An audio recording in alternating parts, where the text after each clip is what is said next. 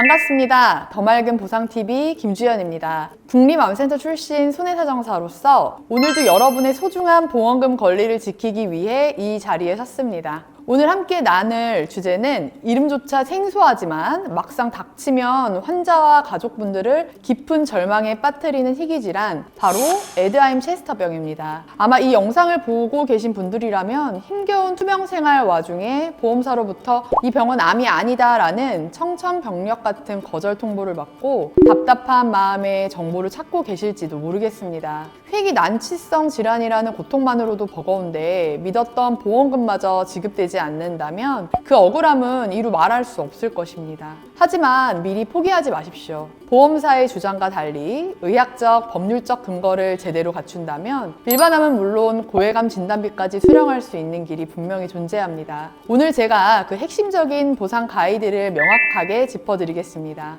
우선 여러분이 겪고 계신 이 답답한 상황부터 살펴보겠습니다. 에드하임 체스터병은 조직구가 비정상적으로 증식해 뼈, 신장, 심장, 폐 등의 전신 장기를 침범하는 무서운 질환입니다. 뼈의 통증이나 호흡 곤란, 신부전 같은 심각한 합병증을 유발하여 생명을 위협하기도 하죠. 병의 실체는 이렇게나 위중하고 치료 과정 또한 항암 치료를 병불케 하는데 막상 진단서를 발급받으면 질병 분류 코드가 D76.3으로 기재되는 경우가 많습니다. 보험사는 바로 이 D코드를 문제 삼는데요. KCD상 D76.3은 악성 신생물, 즉 암이 아닌 단순 질환으로 분류되기 때문입니다. 심지어 보험회사는 자체 의료자문을 통해 이 병은 단순히 조직구가 증식하는 질환일 뿐 암세포가 아니므로 암 진단비를 줄 수 없다고 주장하며 면책을 통보하곤 합니다. 환자 입장에서는 병원의 주치의도 명확한 C코드를 주저하고 보험사는 약관을 들이대니 도대체 어디서부터 문제를 풀어야 할지 막막할 수밖에 없는 노릇입니다.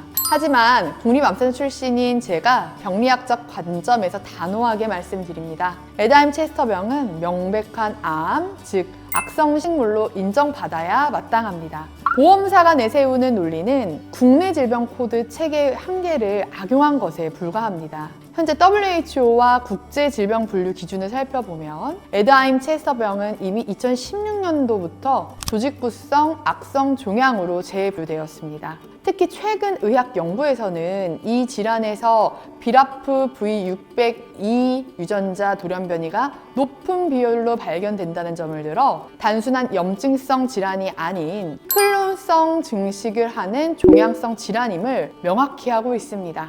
국제 기준에 따르면 이 병의 행동 양식 코드는 /3으로 악성 종양을 의미하며 질병 코드로는 C96에 해당합니다. 그렇다면 왜 국내에서는 여전히 분쟁이 발생할까요? 안타깝게도 국내 통계청 기준인 KCD가 최신 국제의학 기준을 실시간으로 반영하지 못하고 에드하임 체스터병에 대한 고유 코드를 따로 지정해두지 않았기 때문입니다. 보험사는 이 틈을 타 국내 기준에는 암코드가 없으니 암이 아니다라는 소극적인 해석을 고집하는 것이죠. 하지만 우리 법원과 금융분쟁조정위원회는 약관 해석에 있어서 작성자 불이익의 원칙을 따르고 있습니다. 약관이나 질병 분류가 모호할 때에는 가입자인 소비자에게 유리하게 해석해야 한다는 것이죠. 또한 보험 약관은 병리학적 진단을 최우선으로 합니다. 진단서에 D코드가 적혀 있다 하더라도 조직검사 결과지상 악성 종양의 특성이 입증되고 국제적 기준이 이를 뒷받침한다면 이는 임상적 코드를 넘어 실질적인 암으로 인정되어야 합니다.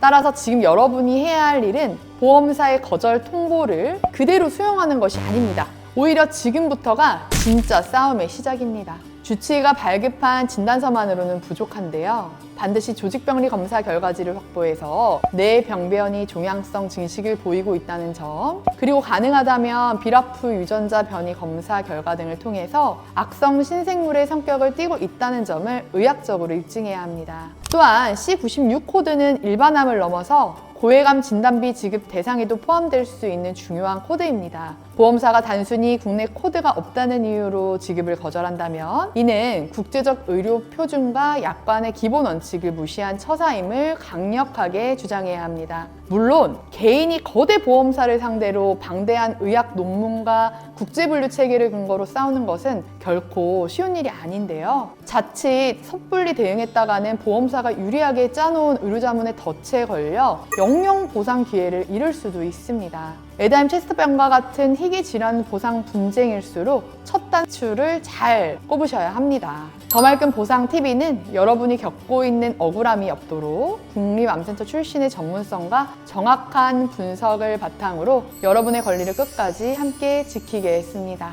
정당한 보상은 여러분의 당연한 권리입니다. 시청해주셔서 감사합니다. 김주연이었습니다.